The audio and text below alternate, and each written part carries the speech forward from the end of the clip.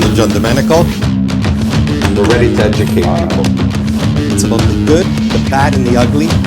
No bullshit. The real deal. All right, episode 7 of The Real Deal. Episode 7. I'm Nick. I'm Naz.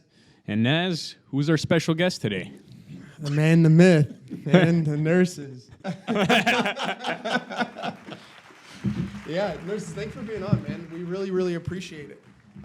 So to give everybody, I mean, everybody knows you. No. Yeah. Just a humble servant. No. Just a In humble the servant. real estate world, man, you got a name, which is huge, which is a good thing. Hopefully not a terrible name. A good one. No, a good one. A good one. I've never heard anybody say. I mean, I've heard a few people just kidding. Is Fernando one of them? Yeah. No, but you got a good name. You're known for doing some big things in the pre-construction world. So before we talk about pre-con or before we talk about real estate in general, let's talk a little bit about who you are, your background, your history in the business, and then we can take it from there. Well, I don't like talking about myself. Too bad. Yeah. It's my name is Nerses. I immigrated to Canada actually after I got my grade 12 from the Middle East. Oh, wow. I was born and raised in Syria. I'm Armenian by nationality. Came here, did what I had to do, went to college. They made me redo my high school because whatever I got there apparently wasn't good enough. I worked for so many different employers, so I had so many different jobs. Worked for UPS, Cadillac Fairview, Baskin Robbins, Equitable Bank. Well, now they're Equitable Bank. So in between Cadillac Fairview's portfolio of real estate, which is massive, and Equitable Trust doing mortgage B lending, my interest in real estate was kind of born there. Equitable actually paid for my real estate license when I was in their underwriting department. Beauty. Because they needed access to comparables on properties they were lending on and whatnot. And then as a result of that, in 2008, I believe, when Wells Fargo and whatnot went under with the US crash, they started hiring a bunch of people from the companies that were going under. So they were being hired by Canadian companies. They hired this manager, whom I still thank every day. I don't like her. She knows. I had the best Hopefully numbers she's on not the listening. floor. Shout out to her. Shout out to her, Jadwiga. So she wanted to change the wheel, even though we were doing things a certain way. We didn't get along, let's just say that. So after a couple months of us not getting along, I was doing a couple deals here and there as a part-timer. I decided it was time to go. I had done, actually, pre-construction is what helped me just get into real estate full-time because I had done an inventory deal at Leslie and Shepherd. It was a project called Aria. I was just waiting for the deal to firm up. The day the deal firmed up, she rubbed me the wrong way again at work. were out. I went to the HR director, who's still there right now, and I said, Jody, thank you, I'm out. And best decision I've ever made. Haven't looked back. Yeah, haven't looked back. Worked for a brokerage for 2 years. And while I was a part-timer, the first Christmas party we went to, it was me, my wife, and then they put me on a table that was ethnically aligned with where we're from. Okay. Which was, so everybody was talking a big talk, numbers, deals, this and that. Yeah. But when they were calling for awards, I didn't even know such a thing existed. I have mixed feelings about awards. They called my name only from that table, and I was the only part-timer. Wow. And I'm like, why am I at this brokerage? What value am I getting Yeah. being here? It was a brokerage where there's 400 or 500 agents. Nobody knows each other, and you get no help, no assistance, but they still take their splits. That's when Big City was born as a brokerage, and our main value add, I would say, was because the agent's biggest pain point is, where do I get clients as a new agent? Absolutely. How do I develop 100%. business?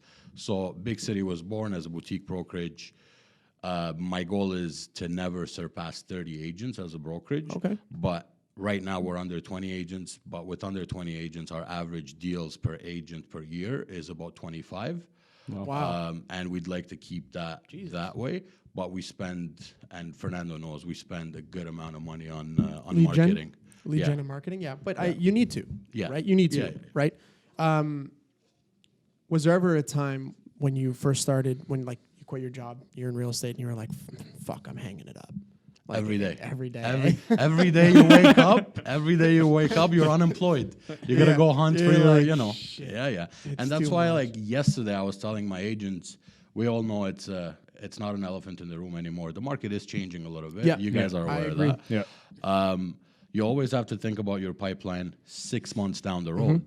So something for agents to do today is not to just panic over, oh, the market's shifting, this and that. We're brokers. We sell in every market. But what you can do for yourself and for your clients as an agent today is you prep your clients that have transacted with you throughout the last however many years.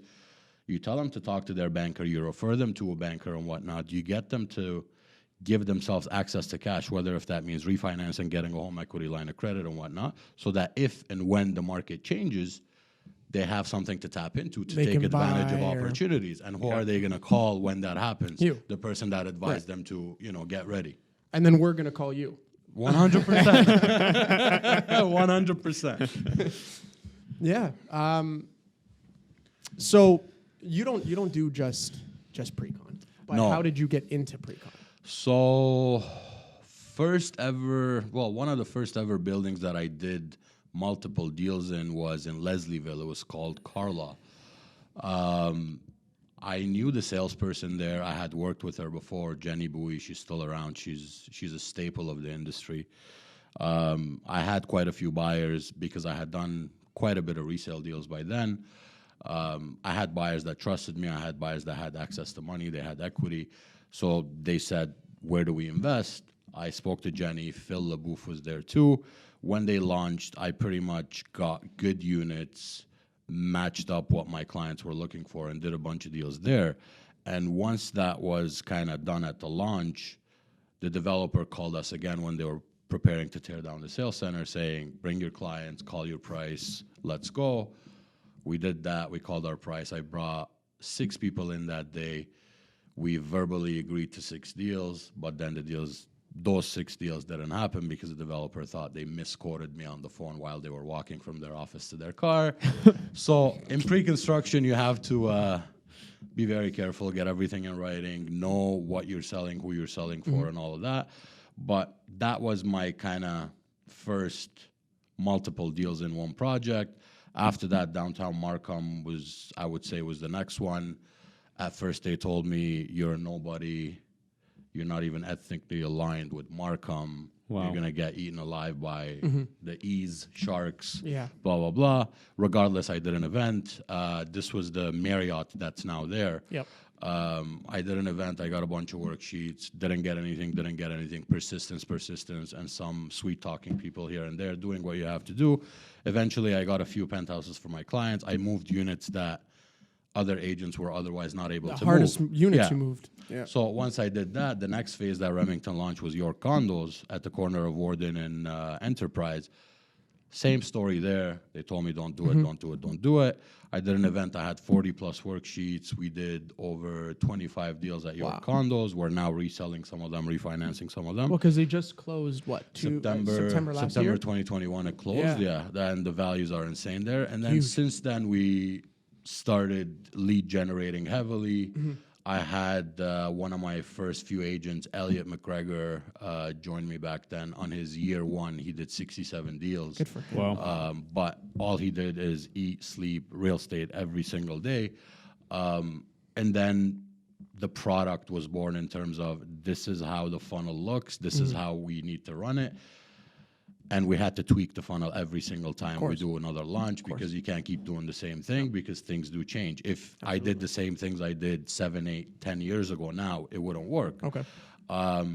2015, 16, I learned another hard lesson. Vaughan, 2 development projects. We sold a total of 150 units in between both of them. Both canceled. Yeah, we won't talk about which ones they are if you don't want to. I know which ones they are. We though. can if you want to. It doesn't matter. But that taught me a very hard lesson in terms of it tightened up our filter. Yeah.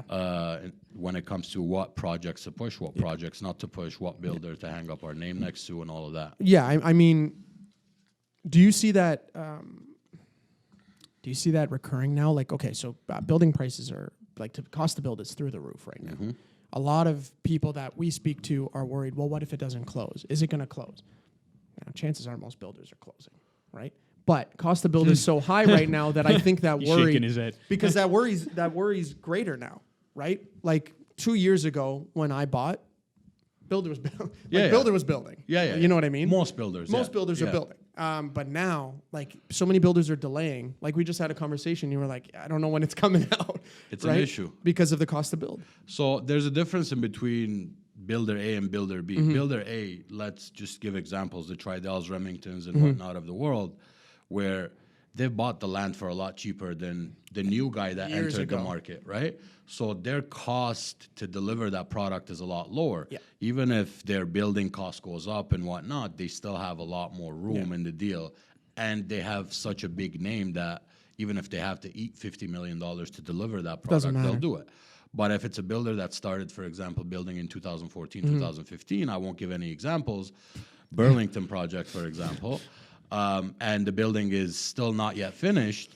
Fast forward to 2022, some guy bought a unit for $500K. Now he's being asked to fork out another $300K to receive his product, or he which gets his is ridiculous. deposit. Which is ridiculous. And this is why it's important to align yourself with the right builder. The right names. Yeah, the marketing companies in the business seem to push you to literally advertise and sell at every project, and they almost make that a prerequisite of you being able to get products from them on a continuous basis. But as realtors, our main priority is our clients. Yep. If you lose 150 deals, for example, It's huge. in between two projects, it's not just 150 deals that you lost. It's if those deals closed, you were going to rent them out, you were going to resell them, You were going to get refinance referrals. them. You were going to get Exactly. everything from them. So Yeah. that 150 deals, 300 amounts to deals 500 or 500 3 deals, deals, per- whatever. Yeah. So That's a you lot. gotta be super careful. You Yeah. gotta align yourself with the right builder, and it's gonna be the right product. We don't just sell pre-construction because it's shiny, because it's nice. Mm-hmm. We sell it because we've analyzed it. We've gone through the ROI sheet. We've compared it to resale, compared it to Mm-hmm. pre-construction, looked into the builder, looked into whether or not they have permits, and looked into the area, potential of, value increase. Is there a new transit coming? Is there new schooling coming? Yeah. So when you have those points, when you do that research, as an agent, it makes your job Makes it much easier. easier, and it makes your client's investment much more profitable. And it makes them, I think, more comfortable. 100%. Yeah. Because when you're telling them all the facts, they know that you know what you're talking about, as opposed to you wake up this morning, you get an email from your brokerage saying push project X. Yeah. And you're just pushing project X. You don't even know where it is. But that's a good lesson for all realtors. Like, don't go into listing appointments. Don't go into like buyer presentations. Don't talk to people about real estate if you didn't do your work. research. Do Don't your like, work. That's your job. 100%. You know what I'm saying? Yeah. That's your job. You're not a puppet. You're No, you're you're, almost an advisor. We're not you allowed are. to- Educator. Yeah. Yeah. You are. Yeah, we're not allowed to call ourselves that, Yeah. but that's what we are. And you're Yeah. handling nowadays $1 million minimum. Yeah. Right, based on your product. Yeah. Unless it's condos, but even condos now, you're still handling $1,000 Yeah. a square foot. Right? It's like people got to like take their heads out of their ass, Yeah. man. And also, you can't just. You do like wake like part of my language. I know we're not supposed to swear a lot in this podcast, but some realtors need to wake the fuck up. Yeah. Now, the market for the next 3 months is going to weed out some of the realtors that are just order Absolutely. takers, and they're just kind of floating and riding Yeah. the wave of if you list something on the market, it'll sell, or people are just so hungry to buy something. So if you put something in front of them, they're going to pick it up. Yeah. So, Nurses, as the king, I guess, of the pre-construction world Okay. in the industry. Okay. Yeah. Let's take it back to the basics, I think, for some of the viewers and listeners that don't really understand what pre-construction is. And, what would you say is the advantages of pre-construction over resale? So I'm going to break it up into 2 segments. The advantages for your typical first-time home buyer would be most first-time home buyers, let's say yourself, you're an engineer, for example, you're making $100,000 a year, you were able to save 50, 60, 70 grand, which adds up to 10 to 15% of your purchase price. Because the deposit schedule is broken up over a 1, 2, 3 year period sometimes, that'll help you get into the market and save towards something that is going to eventually grow if you pick the right developer and the right development. So for first-time home buyers, it gives them the flexibility of getting into the market. And by the time they take possession of that, chances are that would have grown if you bought in the right project again and if the market's favorable. I'll give you an example. My older daughter right now is 4. When she was born, my financial advisor told me, get an RESP. Instead, I bought a unit at Go-To Condos. I'm sure you guys are familiar with it, built by Pemberton. And we just occupied it. We picked it up for $375. We got the appraisal yesterday for $675. Wow. We're doing the mortgage through BMO. BMO is the only bank that nowadays, based on exception basis, that will do that will lend you money based on the appraised value and not the purchase price. Wow. So on closing date, we're pulling out about 220, 230 grand out of that deal, Wow. and it still should cover its own. The rent should cover the cost of carrying, and then you rinse and repeat. You do it again, and eventually you can build a portfolio. So that brings me to the next segment of people, which are investors. Investors that have a lot of money that want to passively invest, pre-construction is usually the best option for them because they don't have to be involved in property management. They don't have to be involved in, renovating a single-family unit into a duplex and doing this and doing that, going through permits. Yeah. It's passive investing. They put their money 3, 4, 5 years later. They get their mortgage on it. They rent it, and then they move on to the next. We do that for a lot of our clients. I'm sure you guys do also, where it's completely hands-free. They buy the unit. When the unit closes or before it closes, we do the PDI for them. We rent it for them. We find them the tenant, and we take care of everything from A to Z. That's as hands-free as it gets. And for investors that, let's say, are heavily invested in stocks and whatnot, you can't live in your stock portfolio, but you can definitely rent out your real estate investment and have it service itself. You're better equipped to go through market downturns with real estate than you would be if you were heavily invested in the stock market. I still would like to see people diversify and not be invested in one thing. Yeah. But I definitely believe in real estate, and I've been investing since I was 19. So far, we've got double-digit doors. By the time I'm 40, hopefully, which is actually close, we'll have, you have to have a goal when you're investing. We'll have enough cash flow per month to sustain the lifestyle that we have without having to wake up in the morning and to go to work. Even though I love what I do, I no longer could say that I work for the money. I work because I get a high off of, what you do. Yeah, basically, making people's dreams become reality, getting them to the next step, getting them enough money from a deal that they can get married, they can move, you know what I mean? So it's very fulfilling what we do as long as you're in it for the right reasons. But if you're in it just to make money, one day you're going to wake up and you're going to be like, why? Burnt out. You're not going to find your why. Yeah. Yeah. And are you finding these days that a lot of people in pre-construction, they are signing their units? Are they closing on them? So as of right now, if anybody has bought 3-4 years ago, most of them are closing. When you see a little bit of a softening in the market, the first thing I watch for is the assignment market.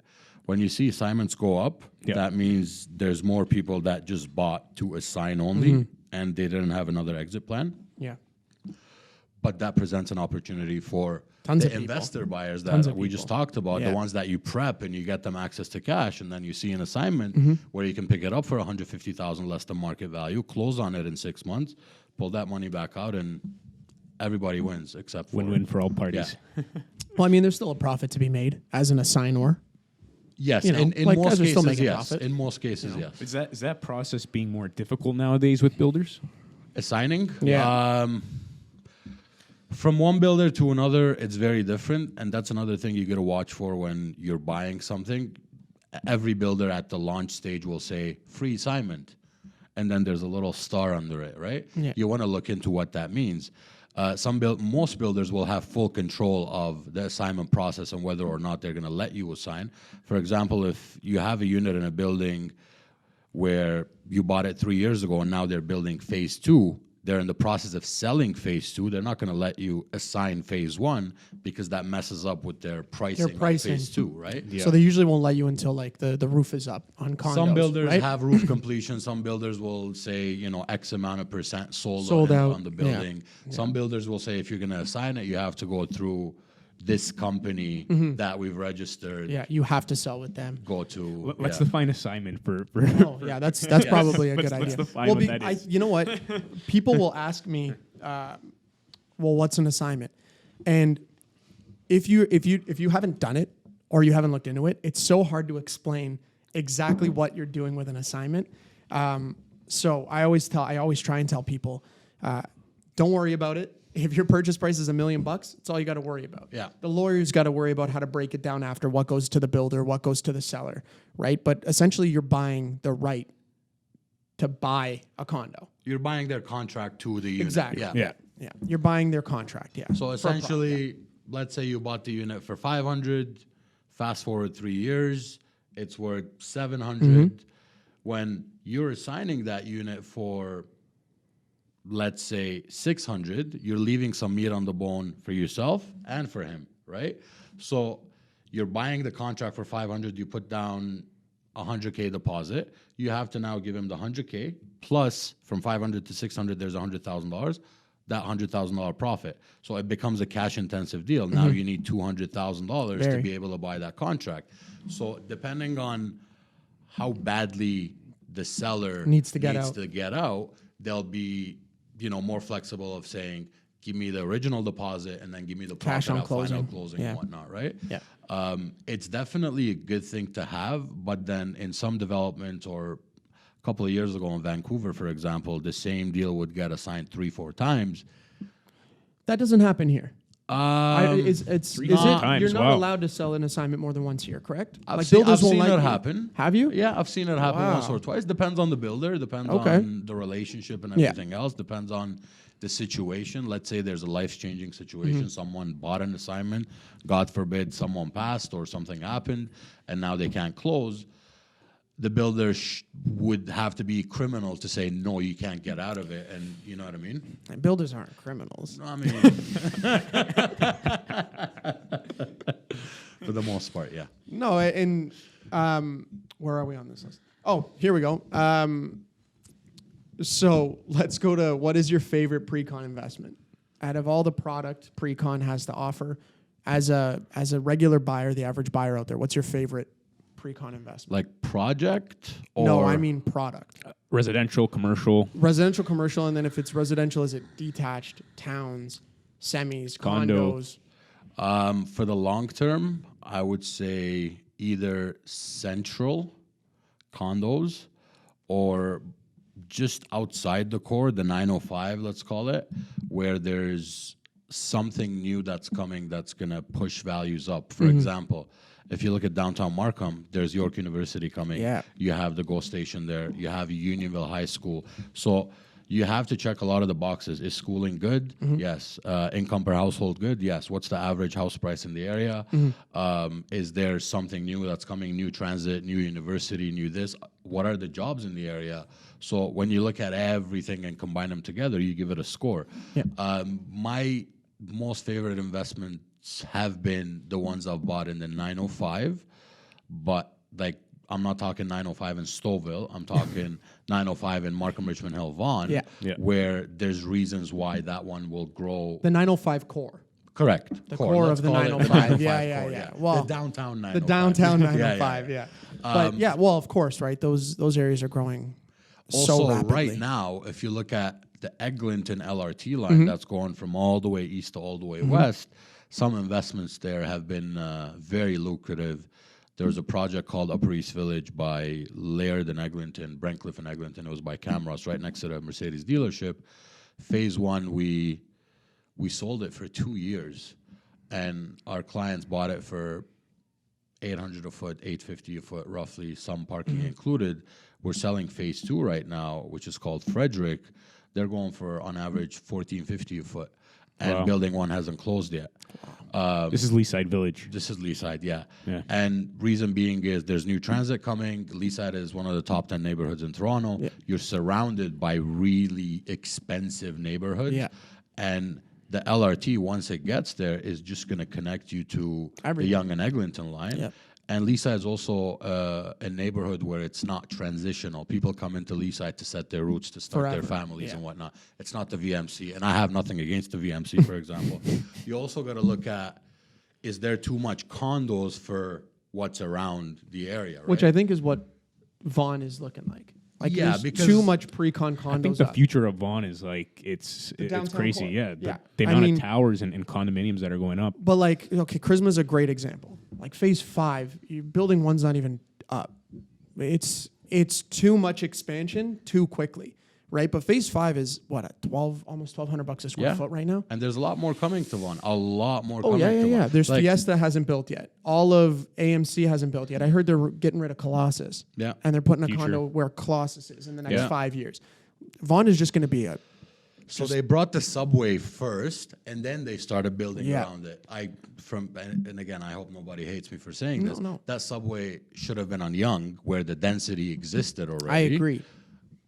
I Then agree. those condos would have been, But it's because filled I think better. the land value wasn't there in that Jane and 7 area in Vaughan. I don't think there was land value. It's either that You or know? it's who owned those lands, or Right. you So know how it so goes. developing So transit. some like of you are said. Italian, no?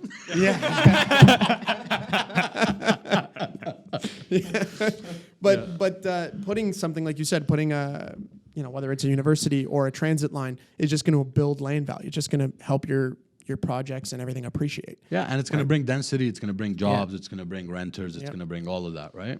Yeah, which I mean it has even the rental market's crazy. Yeah. Yeah. So pre-con, have you done any commercial pre-con? And how do you feel about it? There's a specific builder that we work very closely with.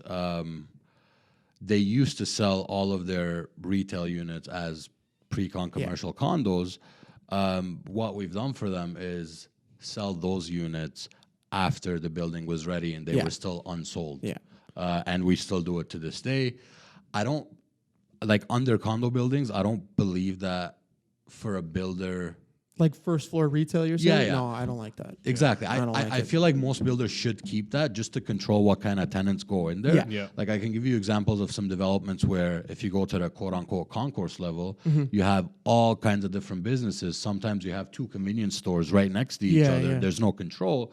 You don't want to do that where downtown Markham, for example, Remington, they have control in terms of what kind of tenant What goes goes where. into, Well, that's like 777 Weston Road. Yeah. The one Yeah. right at Weston and 7. It's Yeah. brutal. Yeah. That's the worst Central, concourse. right? Yeah, Centro Yeah. Square. That concourse is Don't get me wrong. I love that Horrible. builder. I work very closely with them. that main floor is just not good. But they won't do that again. No, of course they not. learn. They learned right? a lesson. Some builders Yeah, yeah, yeah. learn. But some even builders but don't. you have to I learn. think everyone's steering away from second floor retail too now.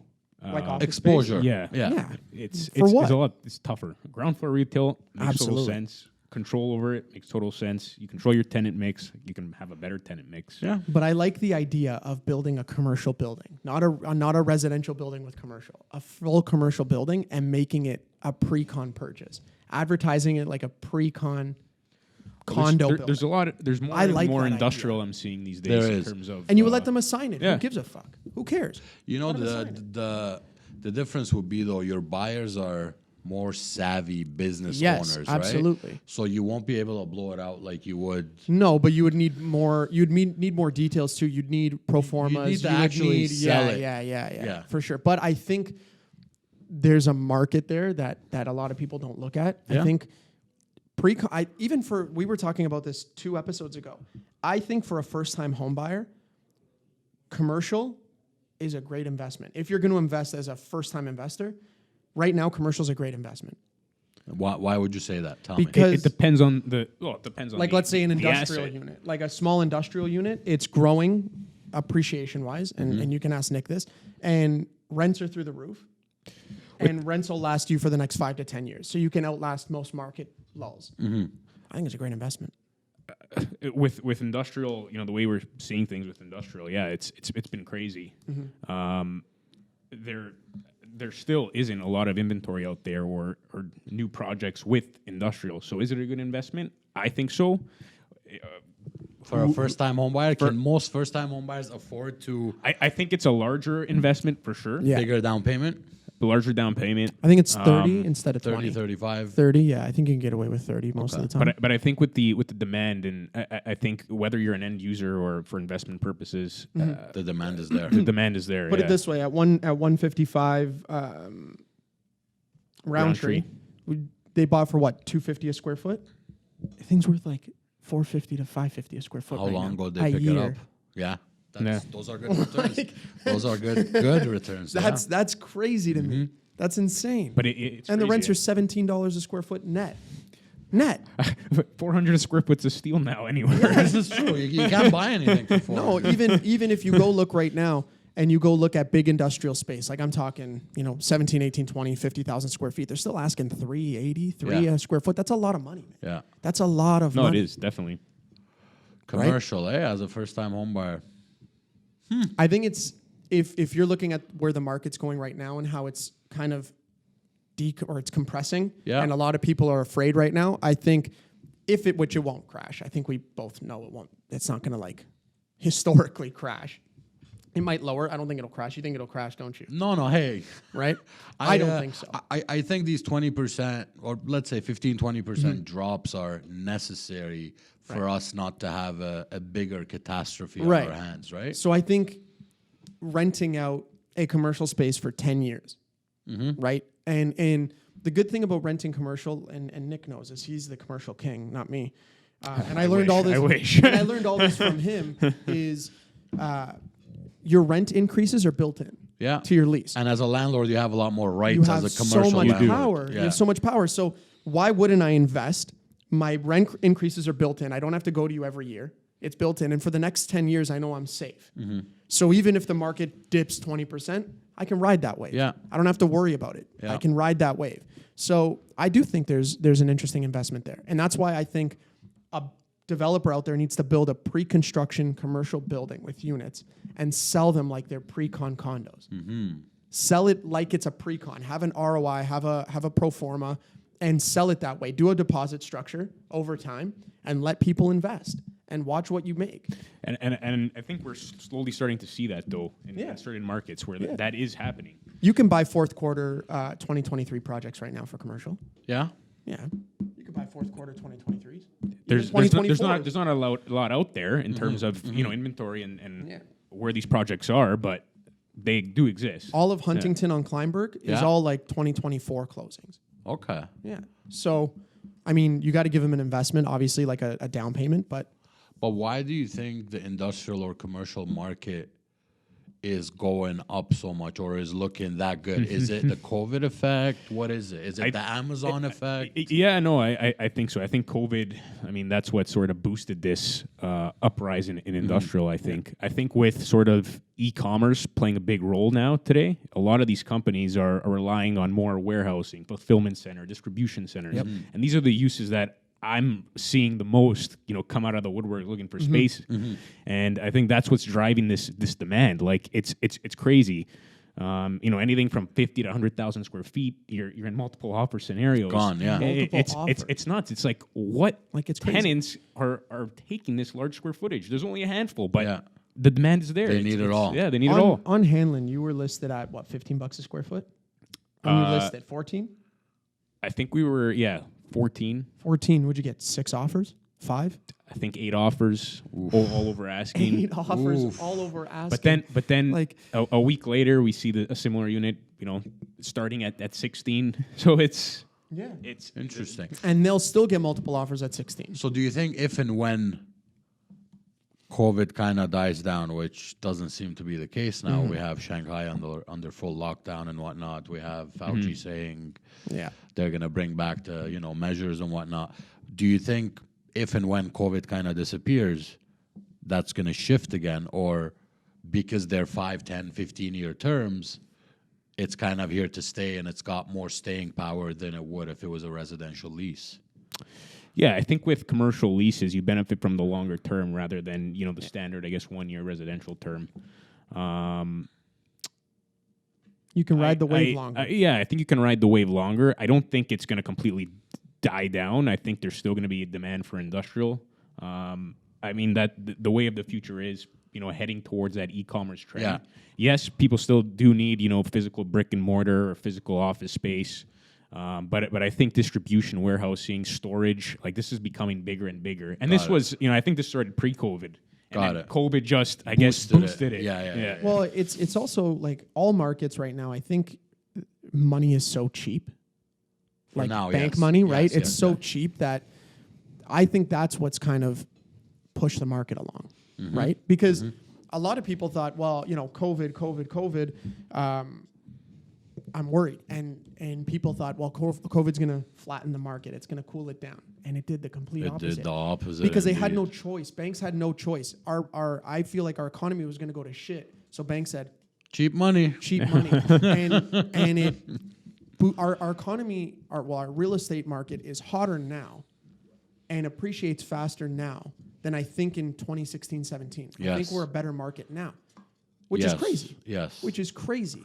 We have right now no immigrants coming in from other countries. Right? Yes. They've limited the amount of immigrants because of COVID. Foreign money is limited, and yet we're still growing exponentially. Like February was 5% a week. It's a snowball effect though. Like as values go up, people see more equity in their properties. Now, I feel like most of the buyers are like first-time home buyers don't account for that big, No, big yeah, piece they of the don't. pie. No, I agree. It's buyers where they own their house. Now they have $500,000-$600,000 worth of equity. Someone unlocked that equity for them. What are they going to do next? Buy something, invest in something for their kid, 2 kids, 3 kids, rent it out, rinse and repeat, rinse and repeat. So that becomes a snowball effect in terms of if this guy refinanced and bought for X, the next guy is going to refinance and buy for X plus $2, and then Yeah, and I mean, it's good. It's good. I think a lot of people think, well, it's too crazy, the market. It's too crazy. Yeah, but there's a rhyme or reason though. Like Exactly. if you look at what areas appreciated at what rate, that's another thing I tell my investor clients. Look at Clarington, Ontario, for example. It went up 52% year over year, right? And then look at Toronto. It went up under 30%. Yeah. So if you're an investor today, looking at it from top down, you're like, do I invest in Clarington or do I invest in Toronto? Where are you safer? That's eventually that's the COVID effect in terms of Yeah. the outskirts booming like yeah, crazy. I mean, And the downtown core sort of. yeah. But it's now always, the stands it's condos always a downtown, safer bet. Yeah. It's always a safer bet, right? Like I was looking about 2 months ago at an assignment in Paris, Ontario, which is 2 hours from here. Yeah. And it was a detached house, and they had it up for $1,150,000. And I was like, Yeah. I don't know how far Paris is. Yeah. Like, are you guys okay? You know what I mean? Haven't Like, even what's heard wrong of with Paris, you Ontario, guys? but yeah. Yeah. We've had people insist on buying detached. Yeah. Detached. We had actually one client, they bought 2 properties against our advice in St. Catharines. Yeah. By the time it closed, the appraisal came in 80 grand less than what they bought it for, and they waited a year and a half for this. Now, thankfully, they were going to occupy those units, but for an investor, That's a beating. yeah, That's a beating. Yeah. And I worry about that because, like you said, interest rates are going to start going up.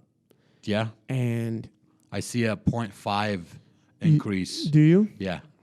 Well, what they say, 7 times this year or something? That's what they said. Yeah, Whether they but do like it the or next, not, the April increase, I see a 0.5%, not a quarter. that's a lot. Just because of everything else, bonds and this and that. Yeah. And listen, those outskirt homes, they're going to take a beating. Yeah. They're going to be the first If to you take a bought beating. a $2 million house in Oshawa, congratulations. But you I'm bought so a $2 million sorry. house in Oshawa. Talk to you in 3 years when you're even. Yeah, and that's the worry. Right? And because I don't think the real estate market is going to crash. I don't think it can. Banks don't want to own homes. They don't, right? I mean, we all know that. So what'll happen is those people who bought on the outskirts are going to take a beating, It'll level off. and Stabilize. Yeah. and it'll stabilize. But look at Vancouver. Prices never went down. Yeah. Prices. What are they? What's the price per square foot in Vancouver right now? 2,000. For a nice, decent condo? Yeah. Yeah, 2 plus. 2,000? 2 2 plus. plus? Yeah. Yeah. I mean, what's Yorkdale? 25, 22. Yorkville? Yorkville. 25 easily 25. That's almost Yeah. New York. That's New Yeah. York pricing. Yeah. You know, And I think what we're going to see happen is we're going to get a New York market in residential where it's a rental market. It's going to be a very big rental market here. Yeah. That's going to happen. There's a building at Avenue in St. Clair called Imperial Plaza. It's by Camros. We were doing comparables because we were trying to sell one of our clients something at another boutique luxury development. Right. They had 2-bedroom units, just about 1,000 square feet, rented for 10 grand. Wow. Jesus. Yeah. Oh my God. So it does exist. That's the what's gonna luxury happen. rental market is huge. And but I think builders are going to start building buildings that they don't sell. yeah, That they're going to rent. yeah. They're going to rent them out because they understand that keeping hold of the building is a much more lucrative business Yeah. than selling the building. Some builders, that's how they operate. Camros, for example, the Leaside project, they're putting up 3 buildings, but one of them is a luxury rental. Now, most buyers will look at that and be like, isn't that going to be competing with me? No, because if you look at Camros' history, with their luxury rental, they actually help up the price per foot they get on the rent Yeah. because they have a portfolio to service. They're going to eventually, let's say, sell that to a big fund. So the higher the number, the better it is. Yeah, the higher the sale price they'll get. I think so that's that in what'll turn happen. will help the condo that's right next door. Do you? This is kind of a separate question, but do you think it's possible for, let's say, a realtor like Nick or I, a little bit newer to the business, to approach builders and say, "Hey, we want to be the one to sell this building specifically." Like completely, this Yeah. building. How hard is that? Because I know Like it's you something want to that be on the listing end, or you want on the listing end. So I know, like in the States, you can get as a single realtor, you can lock down a pre-con building. like Ryan Serhant Like styles, Ryan or Serhant Frederick. does, Yeah, or Frederick does, exactly. So I don't see that a lot here. I do. Do you? I do. So- There's I know single agents, but they're not single new agents. They're like They- single agents that have been Veterans. around. Like Like you or like a Fern. not me, but I'm just a humble servant. Like the president of Treb, and I work with him a lot, Kevin Krieger. Okay. He single-handedly sold Upper East Village as the listing broker. And I see value in that because when you give it to a bigger marketing company, a lot of things get lost in, in the the shuffle. process. Yeah. Depending on the building, like if it's a boutique building where there's 150 units and it's a unique product where you have to tap into a certain type of demographic to sell it, you would be better off hiring the expert for that as opposed to hiring a whole company that's Right. going to do the same thing they do with Everyone else. every other launch. So do I see that happening? 100%. But I would start from, don't go as far as let's take the whole project Yeah. because in most cases that's not as profitable for you two Right. as it would be if you went into the same project and said, I need 10 units. I need 50 units. 50 Forget 10 units, units. 10 I need 50 units, but here's my commitment. I'm going to spend 200 grand on marketing. I'm going to do A, B, C, D, E. This is my proposal.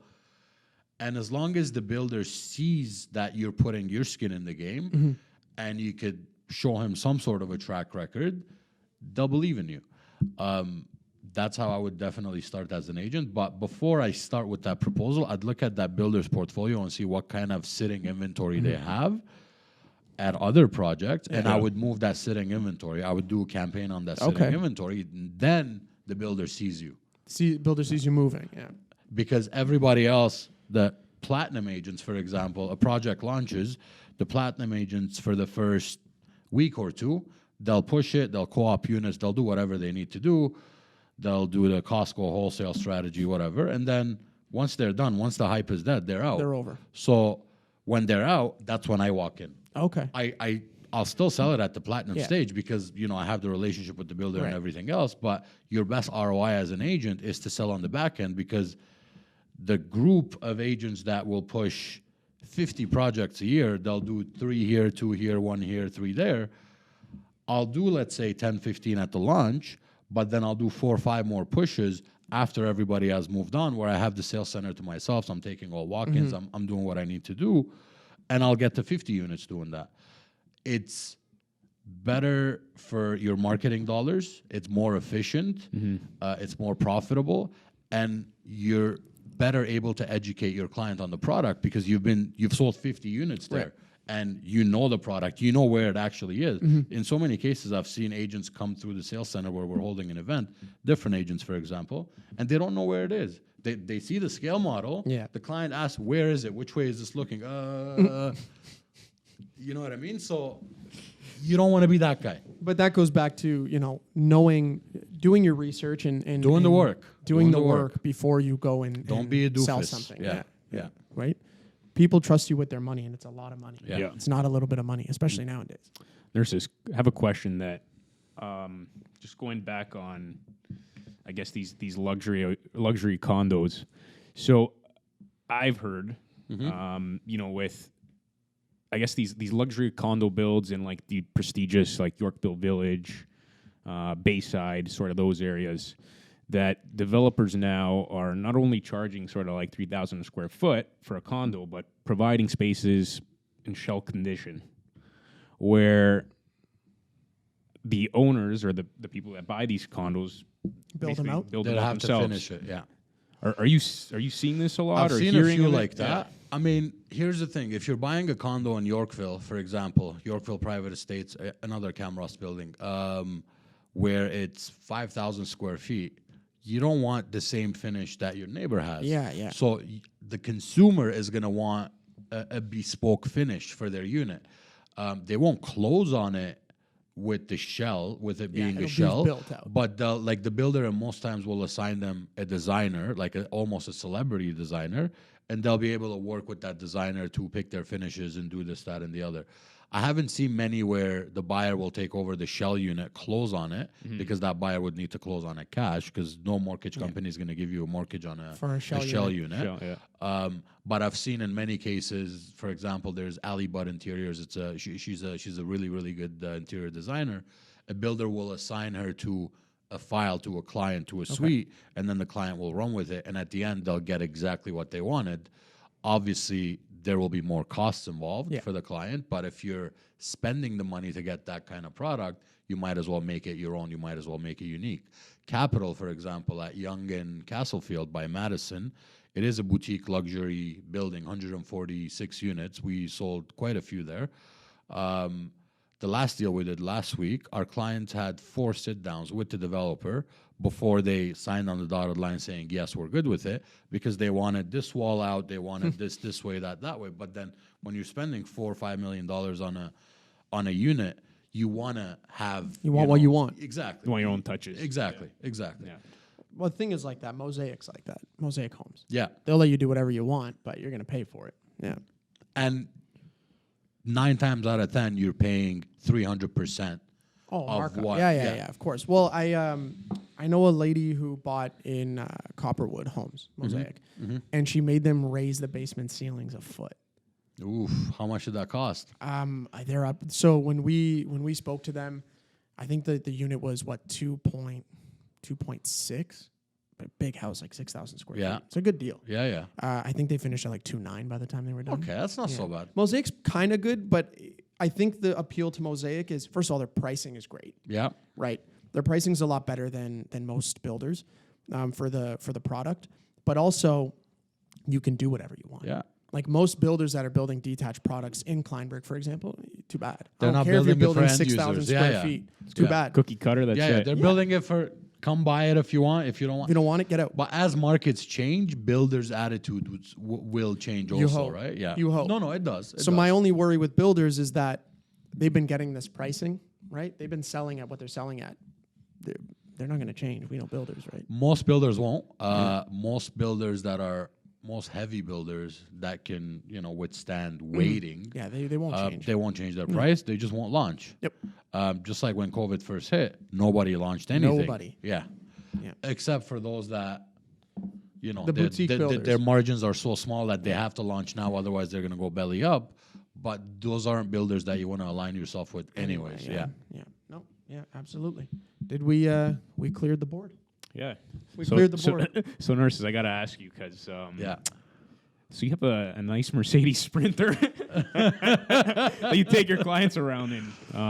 Can we get a ride in that one day? Anytime. You guys pick the weekend, the day, whatever. Let me know. Where are we going? Anywhere you want. Where are we going? The Sprinter will show up with a driver, and then No you're problem. good to go. You're good to No go. problem. That's amazing. That's amazing. Well, we definitely appreciate you taking your time out. We've been talking for probably 45 minutes. Damn. I know. Okay, It says 50 here, but we spent about 5 just laughing. getting set up. Yes. Yeah. So, that's a lot. Your longest episode so far, man. That's That's a I huge hope I thing. didn't yap a That's lot, a good but, vibes. That's I good appreciate vibes. you guys having me. No, No, all we good, man. appreciate you. Thanks for taking time out of your busy day to Absolutely. come see us. So keep And- this Keep up up. with us. So Yeah. And until until next time, next time, it's the real deal. the real deal. Episode 7.